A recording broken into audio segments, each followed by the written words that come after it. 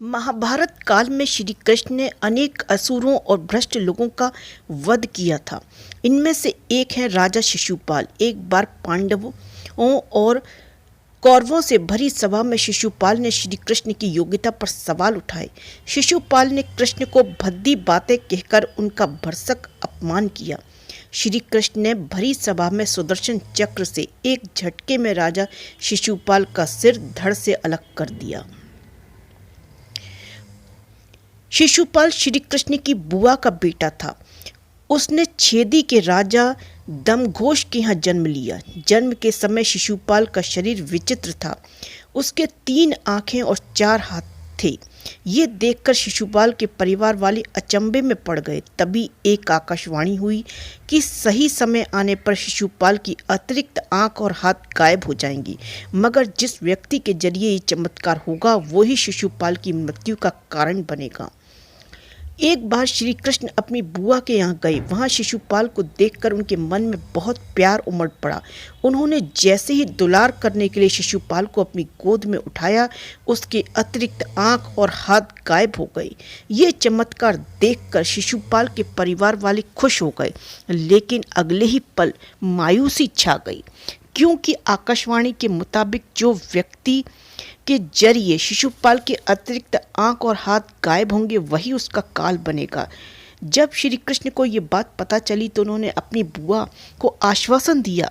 उन्होंने कहा वो शिशुपाल की 100 गलतियां माफ़ कर देंगे, यानी कि शिशुपाल अगर 100 गलतियां भी करता है तो वो उसे कोई नुकसान नहीं पहुंचाएंगे।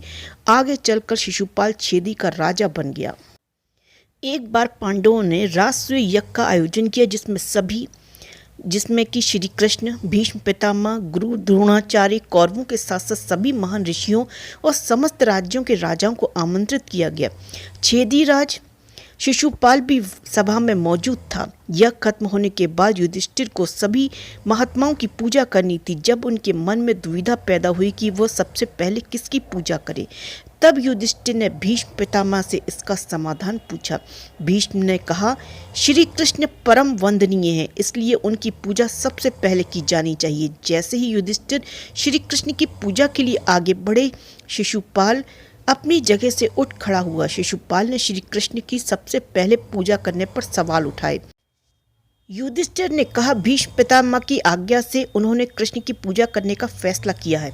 शिशुपाल, उन्हें रोकने वाला कौन होता है? शिशुपाल को क्रोध आ गया। उसने युधिष्ठिर के साथ साथ श्री कृष्ण को भी भरा बुरा कहना शुरू कर दिया। तब श्री कृष्ण उठे और शिशुपाल को शांत कर रहने के लिए कहा। उन्होंने समझाया कि वे उसकी 100 गलतियां माफ़ कर देंगे, लेकिन जैसे ही 100 से एक ज़्यादा गलती की तो उसका वध कर देंगे। श्री कृष्ण ने शिशुपाल को बचपन की पूरी कहानी सुनाई, कैसे उनकी गोद में आते ही उसके अतिरिक्त हाथ और आंख गायब हो गए थे। शिशुपाल ने कृष्ण की एक ना सुनी और लगातार उनका अपमान करता चला गया। भरी सभा में वह श्री कृष्ण के साथ भीष्म, द्रोणाचार्य, युधिष्ठिर को भद्दी बातें कहने लगा। श्री कृष्ण ने आखिरी चेतावनी दी। उन्होंने कहा, तुमने अब तक 100 ऐसी गलतियां कर दी हैं जिसकी वजह से तुम्हारा वध कर देना चाहिए, मगर तुम्हारी माता को दिए गए वचन के अनुसार मैंने सारी गलतियां माफ़ कर दी। अगर तुमने एक और गलती की तो तुम्हारा वध हो जाएगा।